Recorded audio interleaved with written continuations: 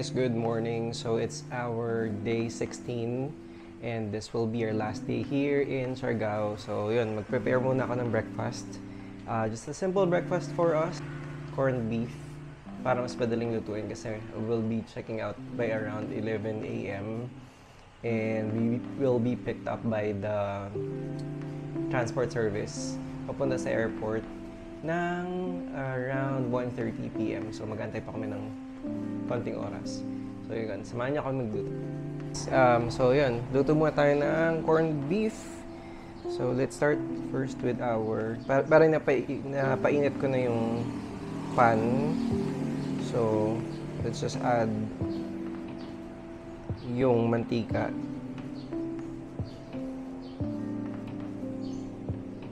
So I usually making sure na medyo mainit na talaga yung pan para at least hindi dumikit yung any kind of meat or yung corned beef natin dun sa pan.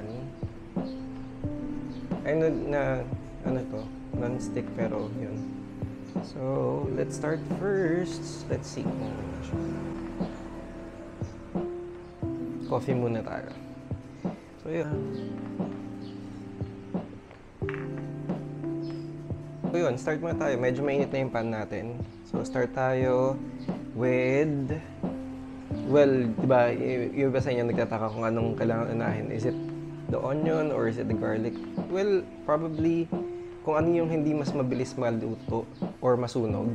Kung gusto nyo mas ma-retain yung texture, yung lasa niya, probably yung unahin natin is yung onion. So, I'll put the onion first. Aray! Aray!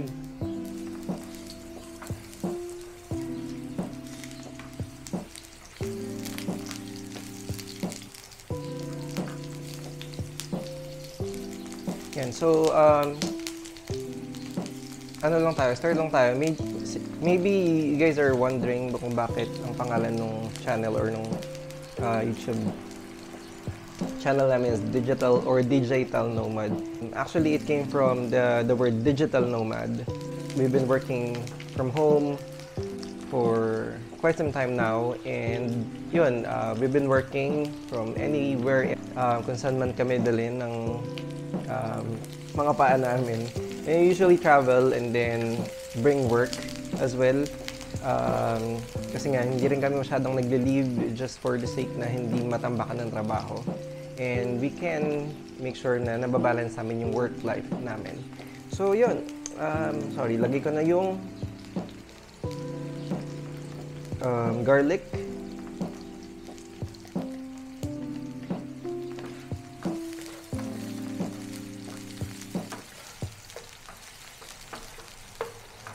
Yeah.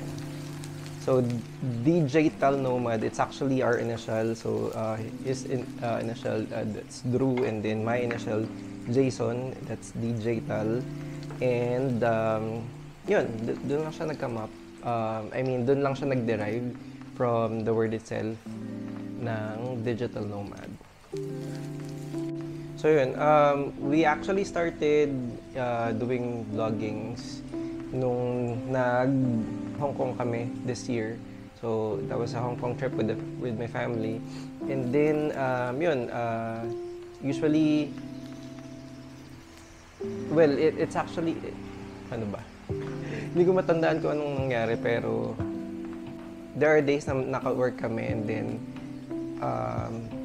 sa umaga going to Disneyland, going to Ocean Park, and then sa gabi, work naman kasi panggabi talaga yung work namin. Usually have clients in the US. Pero ilagay ko na yung potatoes. Medyo susunog na siya. So, ilang natin siya ng konti.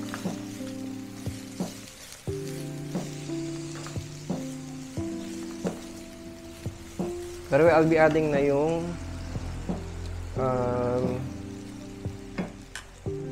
salt and pepper. I don't usually put magic sarap or any other preservatives other than salt and pepper. I just wanted to make it more natural as much as I can when cooking. Kasi nga, there are a lot of my friends are experiencing a lot of headaches, migraine because of too much sodium. So they're trying to reduce it, and the best thing that we can do is to reduce the salt, reduce any kind of sodium intake. So yun, add ko lang yung pepper. Yun, so add lang natin yung pepper. Add lang ako ng konting pepper.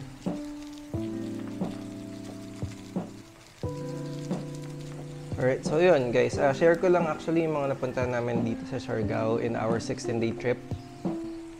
But before that, gusto ko lang i-share kung bakit gusto namin dito magstay ng for a very long time. We wanted to try na talagang maging full-time na digital nomad into a place na first time namin mapuntahan. So this is our first time na makapunta sa Siargao. And we've been hearing a lot of people na nagtatransfer dito. They've been staying here for months already, and they're enjoying it. There are a lot of people already. As you guys may know that like Andy Eigenman already moved here. There are a lot of some artists as well, like Nadine is actually staying here. Medyo bago siya. And then when we asked kung sino yung nandun sa kabilang villa, she was actually the sister of James Reid. What's her name again? Loreen. So, yan. So it's Loreen. So yun. Aray ko. Sakit. Aray ko. Sakit. Medyo. We try to balance it. Yung mga pinupuntahan namin. Morning, we are going to one destination. Kasi siya sa gas, but it's fine because we are able to balance our work and then our leisure. Tapos, na-enjoy naman namin yung paglibot, yung stroll around the area. Actually, nalibot namin yung buong, I can say na nalibot namin yung buong isla ng Siargao. Not just the general Luna area, not just the Pacifico area. We've been doing strolling around every corner of this island, and we are actually enjoying it. Less stressful, no traffic. Aside from dito sa area na kapag may nagko-party sa may General Luna area, kasi nga dumadami yung tao, and there are a lot of people they are actually walking along the street, and marami nang naiipon na mga sasakyan. So ayun, first week na nagstay kami dito, hindi kami muna naglibot-libot. We just wanted to relax. We just wanted to spend time na makabisado yung lugar, makabisado yung daan namin within the General Luna area. And we've been transferring homestay. Like we've transferred for 4 homestay in our 16-day trip. So, syempre doon na kami nagstay sa medyo low cost or low budget just to make sure na hindi kami maubusan ng budget here kasi nga medyo pricey lahat. Food, accommodation, the travel, the expense, but it's all worth it kasi na, yun nga, you get to fulfill your dream to travel and work at the same time in a place na bago sa'yo, bago sa environment mo. And this is something na unlocked for me. So yun, add ko na muna yung corned beef natin. So yun, gusto ko lang na i-share na yun, we've been trying a lot of food here. Like ice cream, any desserts. We've been trying those food restaurants na nakikita namin on TikTok.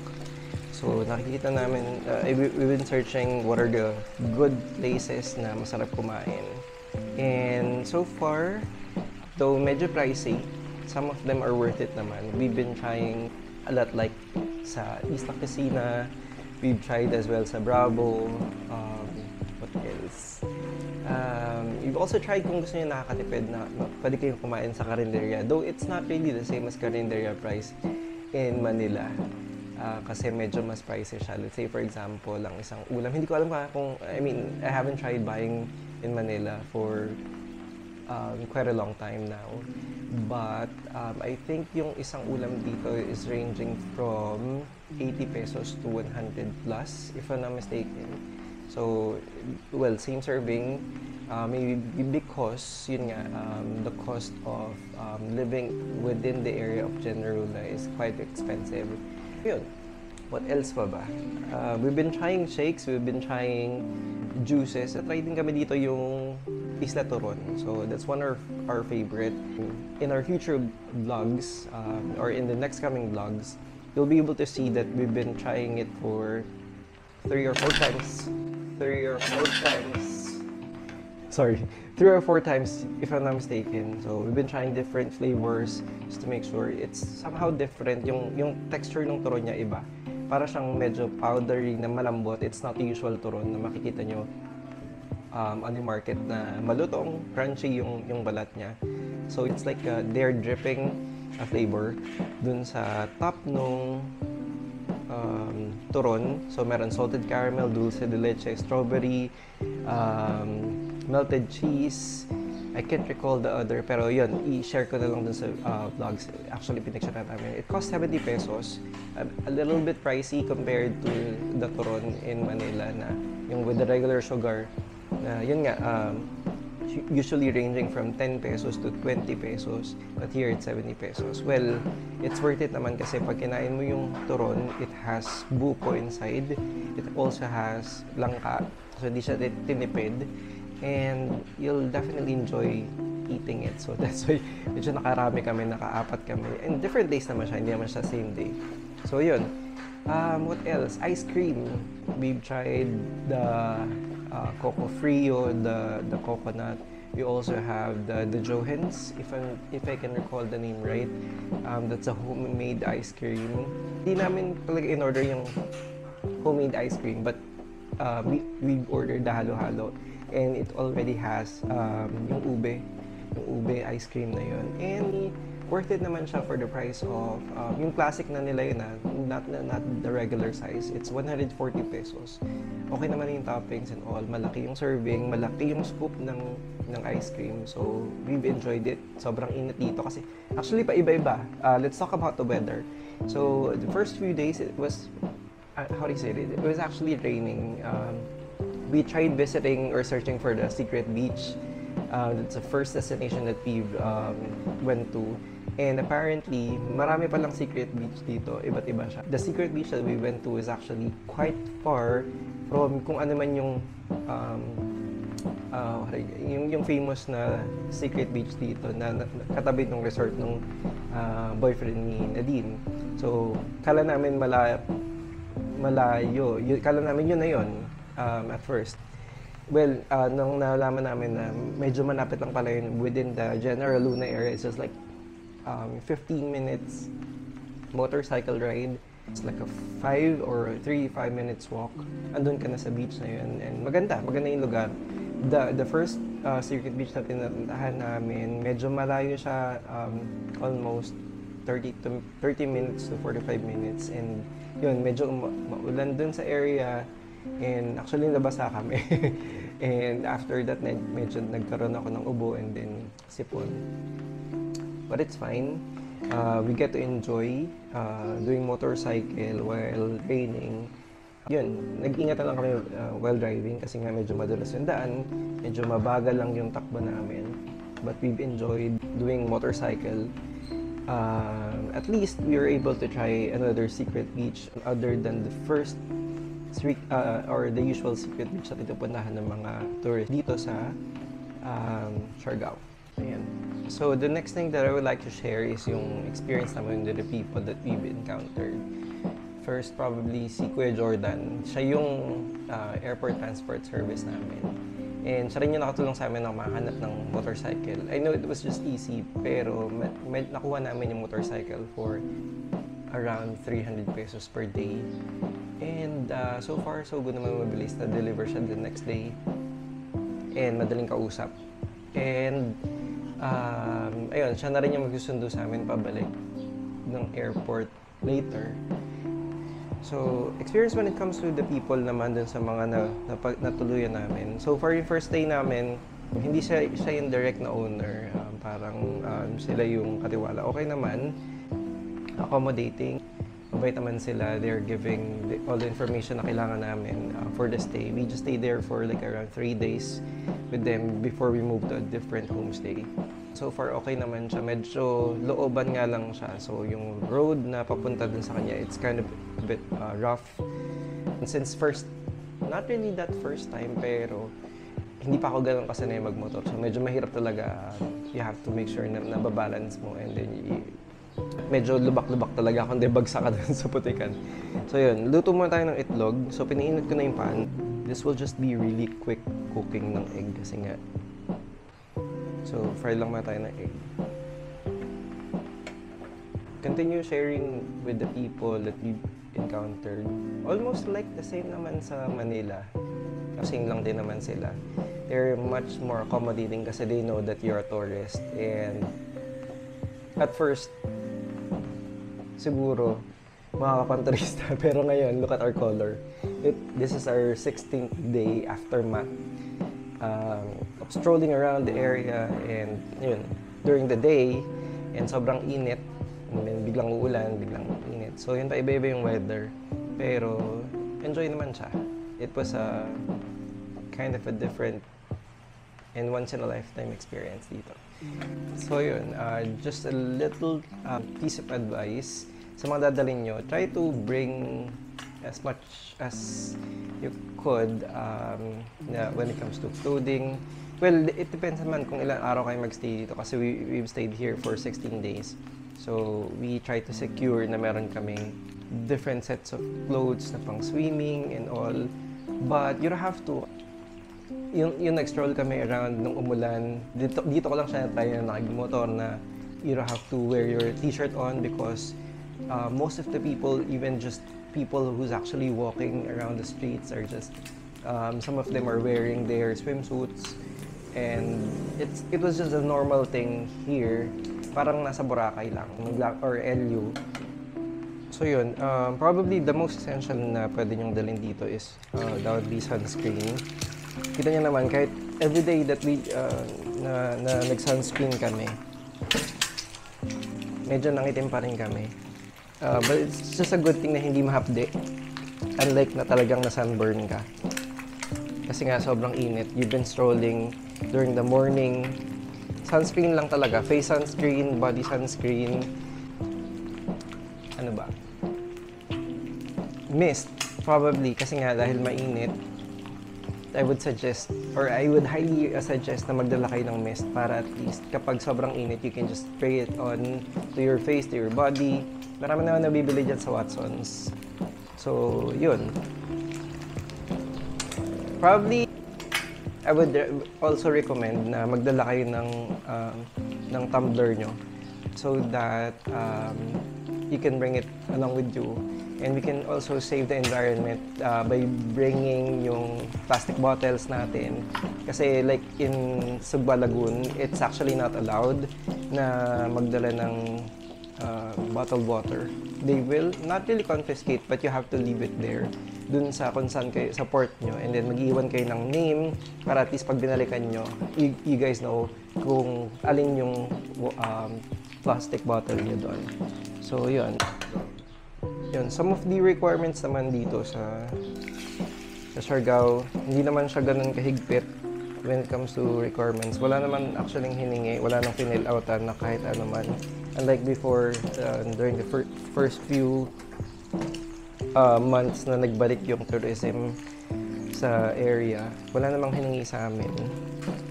Just make sure na pag mag-rent pala kayo ng motorcycle, meron kayong driver's license because you're not allowed to drive the regular motorcycle kapag wala kayong well, there is an alternative option. Meron dito yung bike na electronic.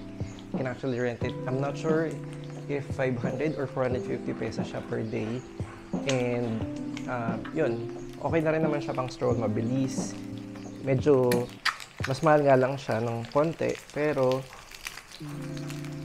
makakatipid naman kayo sa gas kasi nga kailangan nyo lang siyang i-charge. Yun, so in my experience here, marami kayong makikitang gasoline station na yung unbranded, yung not the usual na nakikita nyo within the city kung saan kayo nakatira. Meron naman dito isang within the General Luna area na Petron. Parang nakisama ng itlog. So yun, mas makakamura kayo kapag dun kayo sa Petron. You can actually ask them na yung regular lang. Meron kasi diba yung may premium, may regular lang. Then paggas nyo lang yung regular para mas makatipid kayo or mas makamura kayo. Siguro na-spend namin for gas for 16 days, probably around 1,000 pesos or less. Full tank usually ng motorcycle or regular motorcycle will be like around 200 pesos. That's good already for kung nag-stroll kayo kung nag-ikot-ikot kayo lahat ng puntahan nyo. Probably it's already good for 3 days. Pero kung hindi nyo naman masyadong ginagamit, or 2 or 3 days, 2 to 3 days, kung hindi nyo naman siya masyadong ginagamit, then it could last a week. Pero I would suggest na i-utilize nyo, at least you get to roam around the area. And actually, nakabisado ko na ngayong mga daan dito. In the first few days, nagwe-waze pa ako. And then after that, alam ko na yung pupuntahan. Alam ko na kung saan siya located kasi nga paikot-ikot na kami. And even though na yun yung malayo, papuntang Pacifico, papuntang Maasin River, medyo kabisado ko na siya. Kasi nga, paulit-ulit yung nadaanan namin. And yun, enjoy naman siya. Medyo may times na naliligaw and that's the time that we'll use Waze. Pero, well, you learn out of being lost in a place na hindi nyo kabisado. Gaya dito, we guys are just new in the area. We don't know what to expect. We don't know what are the things na we'll be getting coming from here. But for me, it was a really good experience na matry nyo dito sa Siargao. Though, there are some things na probably nangyari, not really nangyari, pero after the Holy Week, they said na, or before Holy Week, medyo maayos pa yung power supply nila dito. And then after the Holy Week, medyo nagka-fluctuate na yung kuryente. So there are a lot of people na nagkakaroon ng problema when it comes to their appliances, nasisira kasi nga patay sindi yung appliances na like the aircon, yung ilaw nila. And yun yung naging problema. Also yung wifi. Pero ngayon, medyo bumalik naman yung signal nung within the area. Pero there are some spots pa rin na medyo mahina. So if you're planning to work from here, there are hostels naman na nag-offer ng Starlink. Some of them are offering good internet connectivity. Though, since because of the power interruption, na-interrupt din siya kasi nga diba, nakasaksak pa rin naman siya technically dun sa some of them has their own generator. But it's only for emergency charging, emergency light, and all of that good stuff. Anything that has to do with emergency. So yun, prepare lang ako ng sides. By the way, share ko lang yung experience namin dun sa mga co-working space na pinunta namin. Like the Lexias, they have a very good connection. Umaabot siya ng around 150 to 200 Mbps yung speed niya. Though you have to pay for the whole day. Meron siyang whole day for 350 pesos. And actually, there's another one. I forgot the name. Parang clear something or basta along tourism road lang din siya. Yung Lexias kasi nandun siya sa isang tourism road sa looban and then medyo papasok pa siya. So, yun, if you're trying to look for a good internet, so yung training namin sa Lexias, okay naman siya. Maganda yung lugar kasi nga co-working space siya. So, you get to work with other people as well. Meron silang aircon area.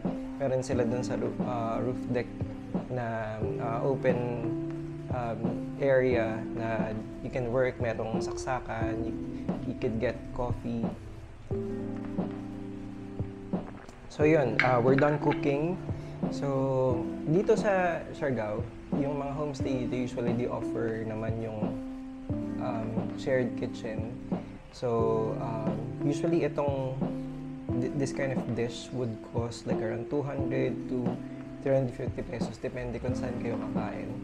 So you could definitely save a lot of penny kapag nagluto kayo ng sarili nyo. Like for this one, you could save like around 50% of the total cost of it. Though there will be just some effort be done by you kasi nga kayo yung magpe-prepare. But yun, at least makakatipid kayo on a daily basis. Pwede naman kayo dito kumain for breakfast, for lunch. Kung usually kung marami kayo, mas makakatipid kayo kapag nagluto kayo. Yun, so here we go. My corned beef a la Siargao.